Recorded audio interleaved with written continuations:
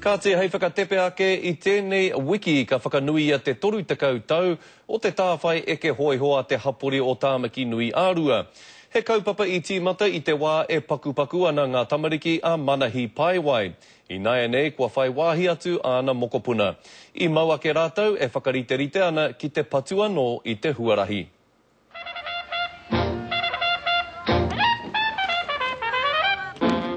Ko te eke hoiho ki o wāhanga, he kaupapa kua tino tangata whenua ki Tāmaki Nui Ārua. Engari kei te mahara tonu a manahi pāewai ki te wā, kāore I pērā. I te timatatanga he tohu iti ngā whānau me ngā hoiho I taua wā o tira e nāne nui kua nui haere. Neke atu I te rima te kau ngā hoiho kua whai wāhi mai, ki te tau 30 o te tāwhai hoiho nei. He kaupapa I pakeke mai ai ngā tamariki a manahi. Tino pai ki hau, te me te taho au o ke hoa katoa. Rawe te ekinga, ki o wahanga.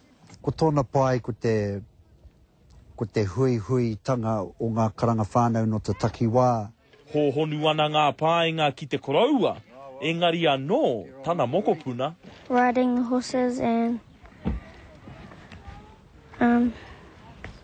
riding horses. Ko tahi rau kiromita te tawhiti atu I Tāmaki Nui Ārua ki o wāhanga. He haerenga katutuki I te rōpū nei I roto I te kaumātahi rā.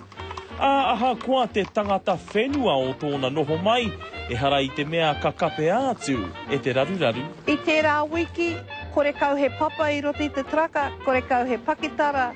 I tēnei wiki, I tēnei wā, he papa. Ua hoki mai te papa. Mā te he kā tika, wai hoki mā te pūmau, kaora. Ki ngikiri ona, te karere.